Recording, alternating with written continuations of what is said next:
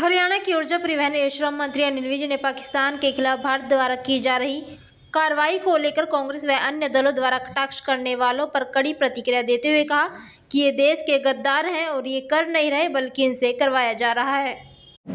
आपको बता दें कि पत्रकारों से बातचीत करते हुए विज ने कहा कि देश में जयचंद हमेशा रहे हैं। कई तरीकों से सेना का मनोबल ये गिराना चाहते हैं। दुनिया के सर्वश्रेष्ठ लड़ाकू विमान राफेल का मजाक कांग्रेस उत्तर प्रदेश के अध्यक्ष उड़ा रहे हैं, जो कि ठीक नहीं है। हमारे देश में जब फौजें लड़ने जाती थी तो उनको उत्साहित किया जाता था और गीत ओ पवन वेग से उड़ने वाले घोड़े गाकर उनका हौसला बढ़ाया जाता था, मगर लगता है कि ये पाकिस्तान से मिले हुए हैं और लोगों को इन पर नजर रखनी पड़ेगी।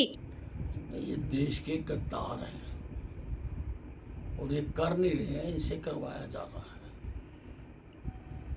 और जयचंद तो हमेशा रहे हैं देश में, वो कई तरीकों से सेना का मनोबल गिराना चाहते हैं। कभी राइफल जो वर्ल्ड का टॉप फाइटर एयरक्राफ्ट है, कांग्रेस के प्रदेश अध्यक्ष उसका मजाक उड़ाते हैं। हमारे देश में तो जब फौजें लड़ने जाती थी तो उनको उत्साहित किया जाता था, गीत गाए जाते थे, ओ पवन वेग से उड़ने वाले घोड़े, उनका हौसला बढ़ाया जाता था। लेकिन ये और विपक्ष के कुछ लोग पाकिस्तान से मिले हुए हैं और लोगों को इन पर नजर रखनी पड़ेगी। लोग ही नजर रख सकते हैं। और कांग्रेस का पाकिस्तान प्यार जो बार बार उजागर होता है, उसका हम कारण भी समझते हैं, क्योंकि पाकिस्तान कांग्रेस का बच्चा है जो हिंदुस्तान का डिवीजन करके दो देश बनाए गए धर्म के आधार पर। तो पाकिस्तान को तो कांग्रेस ने बनाया है और हर माँ बाप बच्चा चाहे काला कलूटा हो, चाहे नाक बहरा हो, लंगड़ा हो, बेंगा हो, उसको अपने बच्चे प्यारे लगते हैं। इसलिए कांग्रेस को पाकिस्तान बहुत प्यारा लगता है। इसीलिए वो पाकिस्तान के हक में हिंदुस्तान की फौजों को डिमोरलाइज करना चाहते हैं। लेकिन हिंदुस्तान की फौजों में आज इतना करंट है।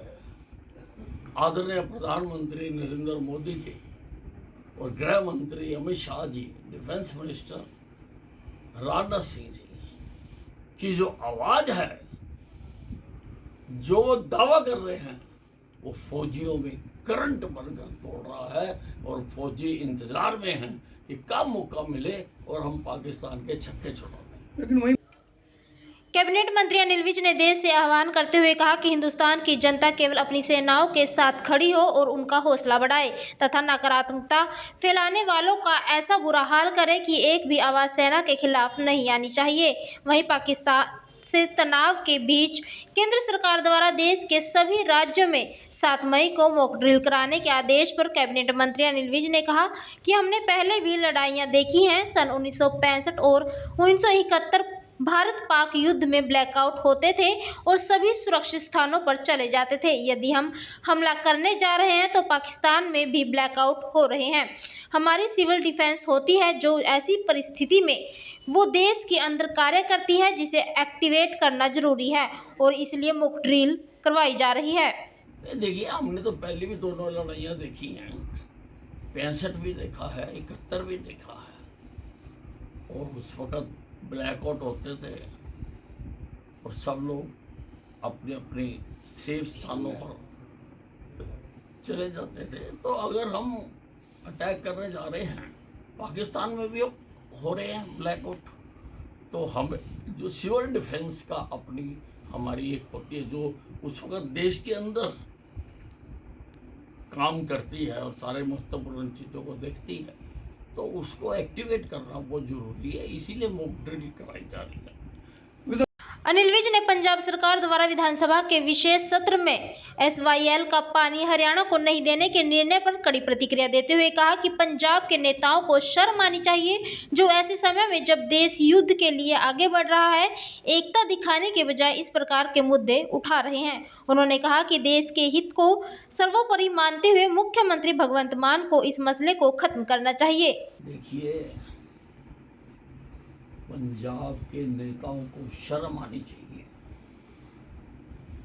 कि ऐसे समय में जब देश युद्ध के लिए आगे बढ़ रहा है, एकता दिखाने की बजाय इस प्रकार के मुद्दे उठा रहे हैं। और ये खास तौर पर उसके बाद उठाया गया जब हमने पाकिस्तान का पानी बंद किया, उसको काउंटर करने के लिए इन्होंने हमारा पानी बंद कर दिया। इसके पीछे गहरी साजिश है और मैं तो यही कहूँगा कि पंजाब के नेताओं को इस मुद्दे को ख़त्म करना चाहिए। हमें पहले भी पानी मिल रहा था, BBMP ने भी कहा कि 8,500 क्यूसेक पानी दो, केंद्रीय गृह सचिव ने भी कहा कि पानी दो।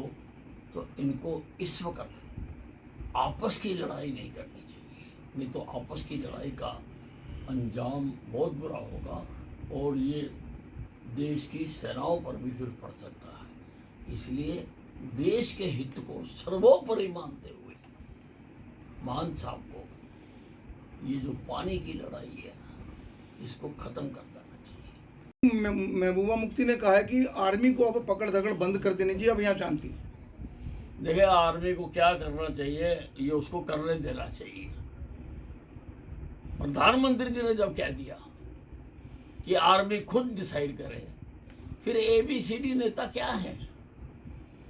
जब प्रधानमंत्री जी ने कह दिया कि let them decide when to hit, where to hit, तो ये अब सेना को करने दे।